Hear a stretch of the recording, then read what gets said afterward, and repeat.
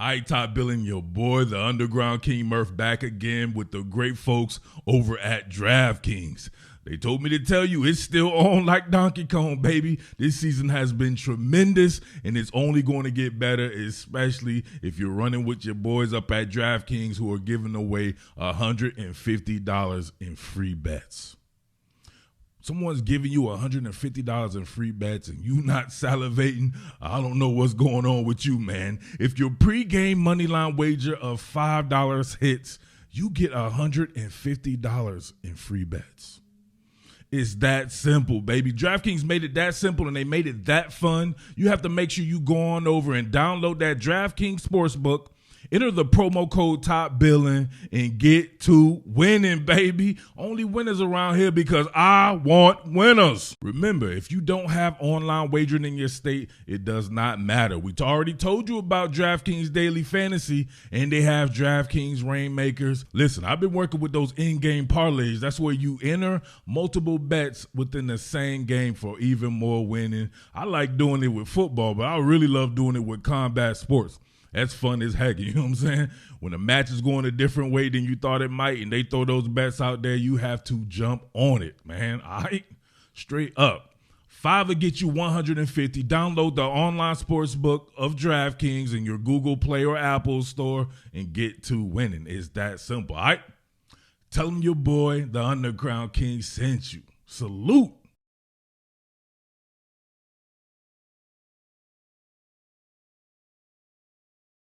Let's get it on. I Top Billin back again. It is almost time for Ohio State versus Georgia. Your boy couldn't be any more excited, and I wanted to get back into a couple of more aspects of this game. Now, listen, I already talked about Ohio State's inability to tackle in the open field and its lack of gaps in it. Also talked about Georgia really leaning on that run game and making sure they get up to the second and third level where those guys just are pretty much magnets to blocks. They cannot get off blocks, and you have to be able to get off blocks to stop a Georgia run game that's going to have an infinite amount of people who can block. I'm talking about all the offensive linemen, two great blocking tight ends, and then a host of great blocking receivers as well. It's just a setup that's meant to mash on the ground, but we know that it made its way or it made its hay through the air for most of the year. Now, the reverse of that, if we're talking about Georgia, Georgia's ability to tackle in open space is what separates it from most teams, in my opinion, if not all teams.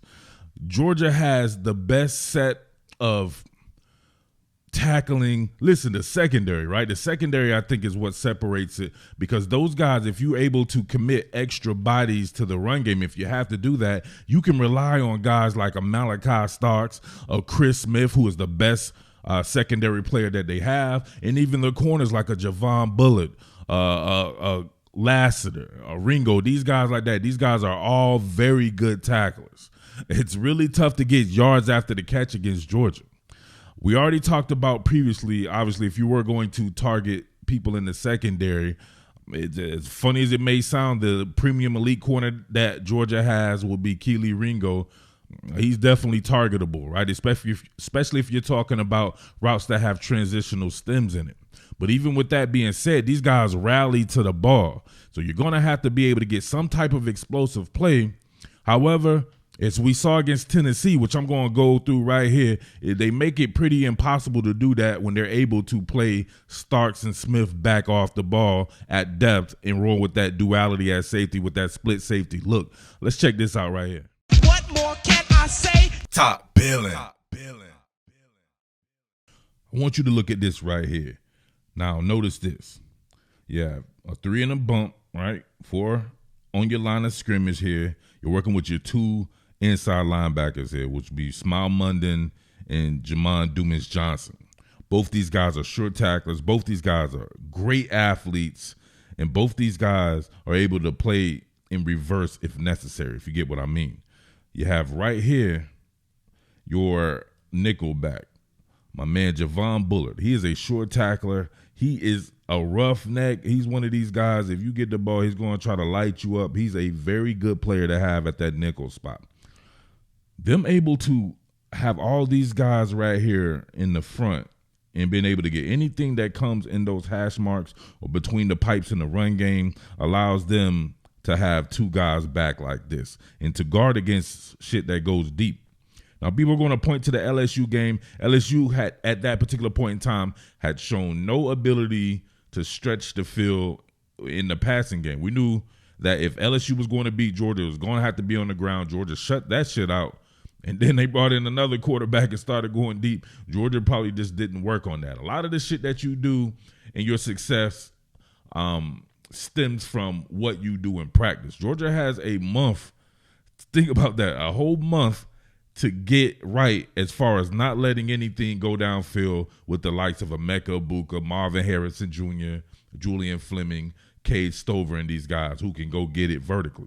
The thing what Ohio State does, though, is they're different than Tennessee. They have a full route tree that these guys run. So they will make you tackle in space. But, hey, that's what Georgia does. So if you look at something like this, right, you got the split safety look. I want you to watch Malachi Starks here run this alley. Mama, there goes that man. That man, Malachi Starks, is nasty. Look at him. Get the beat on it. Get downhill. Solo tackle. What did I say? And I showed with Ohio State. You get Ohio State in those type of situations, man, yeah, they probably won't be able to last. You see him right here looking, searching first thing, right? You want to get the first thing smoking on the inside. He is the strength, right? He's playing to the strength of the defense there. But once he gets the beat on that bad boy, able to square up, look at him, get himself in that 50-50 even exchange situation, square up, and then wrap and roll. He kind of swings there, but he eventually wraps and roll. Let's look at it from this angle right here. Here's Starks. Oh, mama, there goes that man. Oh, man, listen, those are high-level tackles, man. Those are the type of tackles right there. If you played the game, I'm watching this shit. I watch my boy from my Nittany Lions, Joey Porter Jr., and these guys out there tackling. I'm like, man, I wish I could get back up and get back up out of there, man. But I'm too old, man. I get up and my bones start cracking and shit like that. And I have to sit back down, drink some water or something like that, man. Mama, there goes that man, Malachi Starks. Now, listen, it's Georgia. We know that they're going to run a ton of different concepts on defense, or they're going to have a ton of different matchups that you can possibly exploit. They just have the ability to make it right when you think it's wrong. Now, if you see on this one here, you get the 3 in a bump, the 4-man line of scrimmage, they're going to create, right? They're going to create pressure through fabricated pressure, which could be a problem for Georgia, right? There hasn't really been a problem all year. It is something you could point to being a problem. It could be that Georgia, in its inability to generate organic pressure and having to go to some of these pressure schemes. But guess what? When you can tackle in open space, it doesn't matter. On this one right here, they catch them with a will send right here, right? So you're sending that weak side inside linebacker here, which puts Javon Bullard out here on the tight end. So they run it like that here, and if you can see with the spacing, you ended up getting this guy matched up. Tennessee always gets a safety matched up on some type of person who's in a slot, right? It doesn't matter the defender or the offender, what they have, whether it be the offensive player like a Fant or someone like a Jalen Hyatt on the inside there. That's their matchup right there. And they want these guys to not be able to tackle in space, and that does not happen right here. Chris Smith, look at coming out the pedal, drives on that. Jalen Hyatt, Splakataya. Look at that. Dead to rights. Look at right, rising up from the dead. My man rising up from the dead right here. Let's check this out one more time. This is from the pedal, so he's your deep player, right? You can see with the outside leverage here with Lassiter, and this man ends up being essentially a slot cornerback, even though he's at the safety position.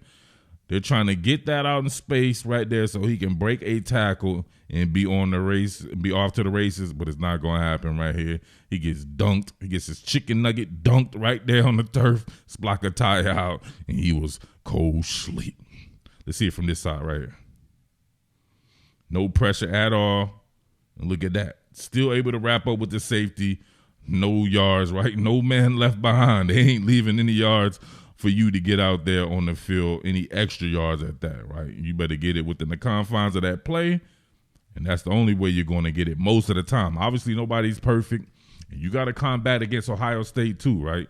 They have some guys who can make you miss. They have better personnel than even Tennessee and LSU, so you have to take that into account. However, I still don't believe Tennessee has seen a defense like Georgia's as far as the personnel goes. Michigan, great defense. Don't get me wrong on that measure right there. And my Penn State Nittany Lions just as good as Michigan, in my opinion, on defense, especially as far as the personnel goes. Maybe you put even favor of Penn State with the high-level personnel, Ohio State going against those guys there, but Georgia just has it across the board, man. They are loaded on defense, and they're loaded with fundamentally sound players. This is where Tennessee excels at, and maybe where even a team like Ohio State could have a little bit of success if it wanted to establish the run in some sort of manner right here. You get a 5-man front. That's about as light of a box as you can get right there. No doubt about that. If Ohio State had Travion Henderson on the team instead of him being injured, yeah, that boy is the goods. He's the absolute goods. I would think he would be the best running back on the field, and I think that highly of a Kenny McIntosh. That boy is nasty, but he's not there. You got the Mayan Williams cat and all this. I just don't see them having success on the ground, but this could be a way. But even in running these type of schemes, you have guys on the third level that'll come down. Look at this. Look at the discipline there, and then look at the layering for Malachi Starks to come in. Run that one more time. You'll see Malachi Starks come in. Right, you see these guys holding up at the point of attack, and these guys being patient and pretty much staying in their gaps, trying to hold ground, forcing this to go outside so it can be layered down. And a guy like Malachi Starks can come and run that alley against my man, old man Hendon Hooker right here, head on the outside tackling, short tackler with a pretty decent sized guy in Hendon Hooker, and nothing to it. Listen, when they're able to get that organic pressure, it's lights out. You'll see here, this is 2 deep man under. So they have both their weapons right here, right? Their defensive weapons, their third level defensive weapons, and Smith and Starks here back at depth. 2 deep man under, man coverage underneath, and they're just using the front four to get pressure. And you know who's in that damn front four. Need I say any more? Oh my goodness. Oh, let's go back to the coverage. Let's go back to the coverage right here. You'll see the tight coverage despite the switch releases. Georgia was good on that right there. Switch releases, Lassiter goes in there. You get actually Smile Munden right here. He turns and starts running with the receiver. How hard is that? That man's running with the tight end actually, right? You got Fant coming out there. He sticks his foot in the ground. He's good there. There's nowhere for Hendon Hooker to go here. At least the fact that this man is not getting through a full progression of reads anyway, because they just don't do it like that at Tennessee. Ohio State, on the other hand, they will get through some full progression reads, so they will give you a little bit more time to actually get to the quarterback as well. And but as you can see right here, there's nowhere to go, and then you get that monster up front. Look at this, Jalen Carter. Oh, look at come on, man. That's elder abuse first and foremost. Elder abuse on my man Uncle Hook right here. Uncle Hooker, he's done. But look at this man going against the guard here.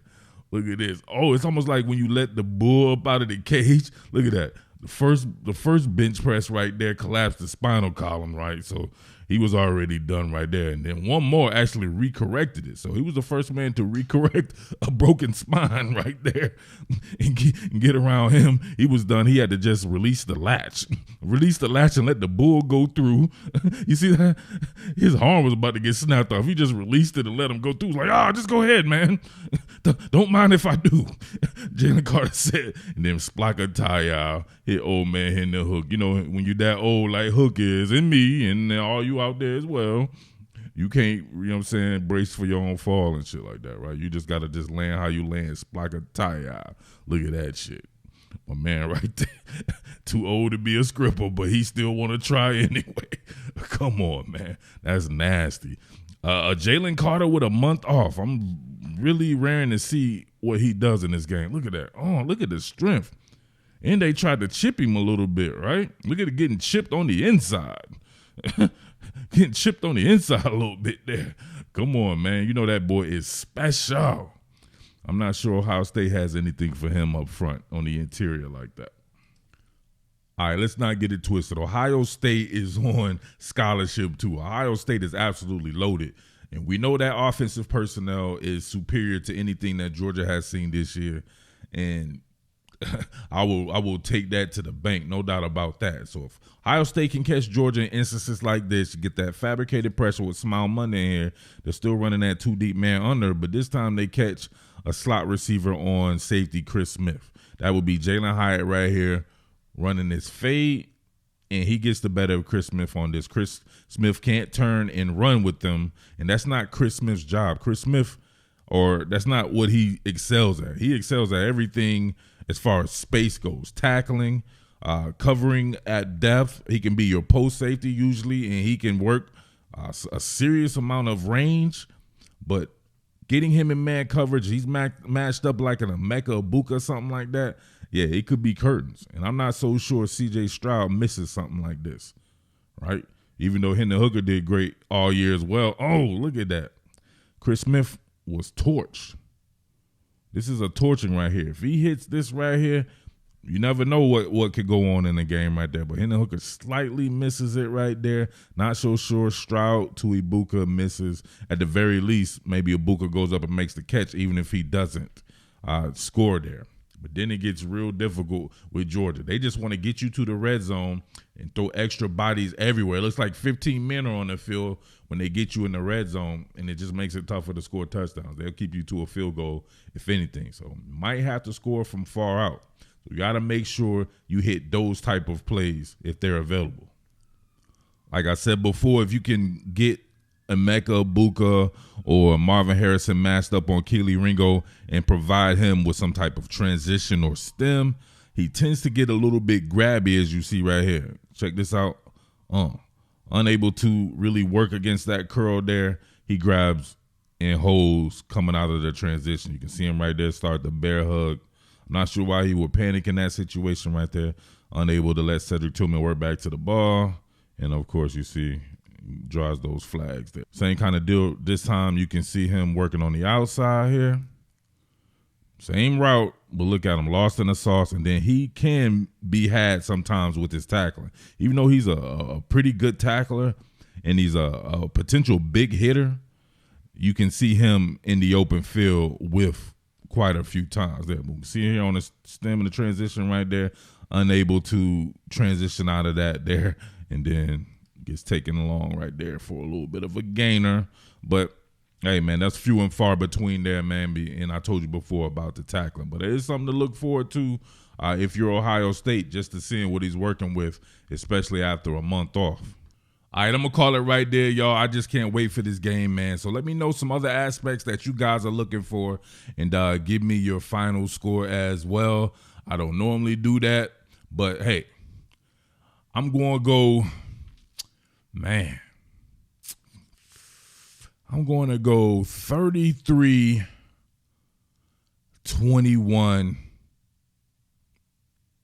Ohio State to lose to Georgia in the Peach Bowl. All right, your boy Murph. I won't be able to come back with the patented after game joint. It might be a couple of days until you guys hear from me after the game. Your boy going to be out of town, so won't be able to hit y'all with that. But we'll come back, talk about it, man. Just hopefully it's a very good game. And we shall see on the flip side of that, man. So, but listen, all you people out there, man, stop fucking disrespecting the Big Ten, man. I don't play that shit. Don't come up on my channel disrespecting the Big Ten like that. Go look at the NFL. Go look at who's starring in the NFL. Great football players come from everywhere, not just the Southeastern Conference. All right, so I'm tired of that bullshit. Don't come on my channel with that shit. Your boy here is a lifelong Big Ten fan, and I understand exactly the type of talent that the Big Ten has, as well as the ACC, the Pac-12, Big Ten, Big 12, and all these things. It's a great football everywhere, man. Just respect the game out there, man. I can tell when nobody's ever played or when somebody hasn't played, they don't respect the game. You got to respect the game. All right. Your boy Murph, the Underground King. Make sure you get on that DraftKings, baby. Promo code Top Billin, baby. 5 will get you 150. 5 for 150. You can't beat that. All right. Salute. What more can I say? Top Billin.